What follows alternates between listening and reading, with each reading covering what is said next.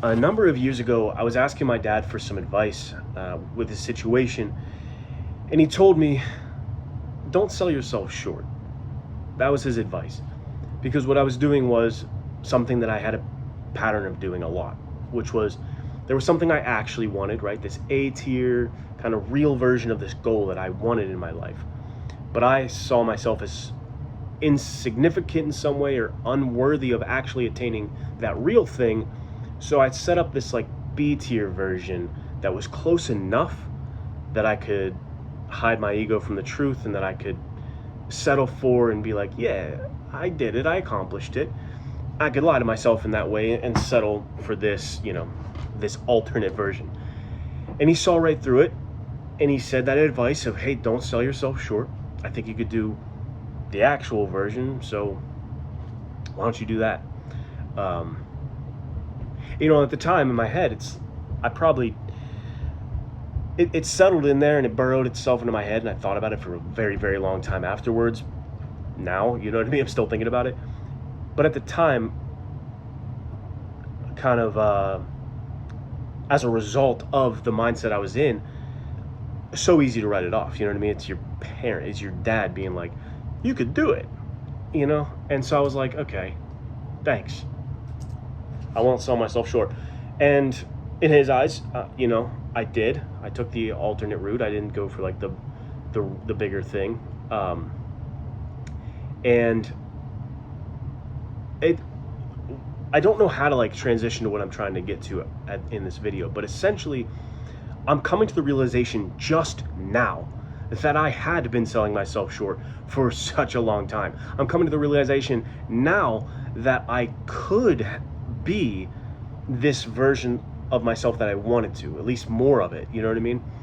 Because always I would just undermine myself, I would just chop myself down, I would just be the crab mentality and drag my own self back down if I felt like reaching for something higher, because I was like, okay, you're good, you got something, but you're not that good. Shut up. Who do you think you are? Who are you to do this? Who are you to do that? You're nobody. It's like, you shouldn't speak to yourself that way, and I did. And not saying now I see myself in some like grandiose fashion, but I see myself as someone who is worthy of these things that I want. And it's like, I'm noticing that the world reacts differently when you see yourself that way. Because for me, there's a couple things that have just like kind of changed in my life recently. External factors, I guess, like things that have offered me a new level of security and financial security and all of these things where I'm it's like proof, I guess. I'm getting more and more proof that I'm okay, that I'm worthy, that I can make something happen. I can make something of myself. And it's proof of like things that I'm building and cultivating myself, rather than before it'd be like, if you complimented me or if you said something negative about me, that was where I was going up and down based on your preference of me. Now it's like, oh, I have all these like data points and proof that I'm building and I'm controlling, that I'm realizing, oh, okay, I can do this. Like I can be a success. I can be somebody. And like I said, I'm noticing the world interacts with you differently when you're like that, when you have that internal mindset. Because let me paint it to you this way. My friend Casey, who was in the last members only video with me, I've known him forever, since 3rd grade. And there was a time it was like when I was a freshman in undergrad, and he had me hanging out with him, and he put me in a situation where he was trying to kind of set me up with people socially. And I was in one of my, that was close to when I was full on ready to exit this life on my own terms.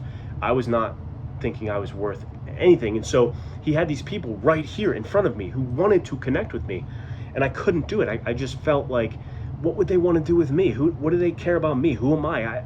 I'm inserting myself in their friend group. I don't want to impose, you know what I mean? I just shrunk back, and I really failed to make some connections that I could have made. And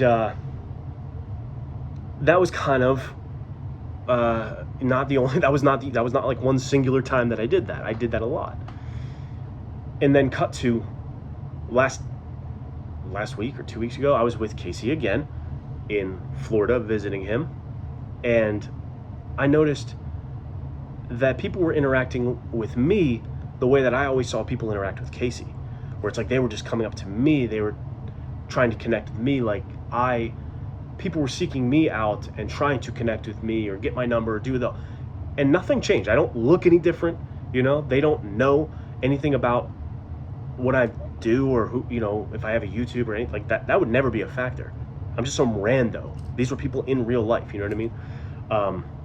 So it was just an energy thing. It was just this confidence thing. It's just the fact that people can tell when you're actually secure with yourself, like that you're okay and you feel like confident. Because I'm finally, I guess, feeling confident for the first time in my whole life, probably, because I've felt degrees of confidence, and it's up and gone up and down, and people probably would look at me and be like, no, you're confident. It's like, yeah, but you don't understand the amount of pain that it took to pretend to be confident, to like get there before. But now it actually feels a little bit more effortless. Like I actually feel settled in myself a little bit more. And I think it's not like anything groundbreaking or earth-shattering. Maybe it's just age and a couple successes, but it's not something that you need money or I have a wife and kids. Like, you don't need all these things to set this up. It's what it took for me, unfortunately, because I'm slow, I guess. But you can build it. Like I said, Casey had that. He had that internal mechanism forever. You can kind of build this at any time. This sense of, I am worthy. Like I'm me. I'm the only one of me, and nobody's going to take my value. I'll take constructive criticism. Anything else, dropping that out. I know who I am. I know what I'm worth. I know what I want, and I'm going to go get that. You can do that now. You can do that here. You know what I'm saying? I don't even know if I'm going to put this video out. I don't know if this makes any sense. I don't know, but genuinely something I actually noticed this in my life recently, where I was like, geez, the world is interacting with me differently, and the only thing that's different is I'm finally starting to see myself as somebody who is worth a good life. You know what I mean? And I'm not crapping on myself anymore. I'm not belittling myself or diminishing myself. I'm trying to see myself more accurately. And that's not saying, I see myself as, the greatest of all time, I'm awesome. No, like, there are things I want to improve and work on for sure. But I know that I have qualities that make me a quality person. So my hope to you is that you can see the qualities that you have and the strengths of yours, and that you don't sell yourself short, and that you go for the real version, and you don't just settle. Open your appetite for life up and go and get more out of it, because man, I am there right now. I am realizing, okay, I don't want this shrunken world that I've settled for. I want to open it up. I want to do more, and I can do more, and I'm going to go get more. You know what I mean? It's exciting. It gives me like this zest for life, this excitement towards life that I, really enjoy. I like it.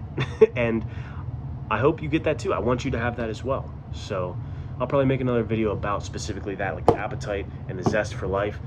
Broke my finger probably. Just kidding. But that kind of thing is also on my mind. So we'll get there. But thank you guys. Take care. I'll see you in the next one.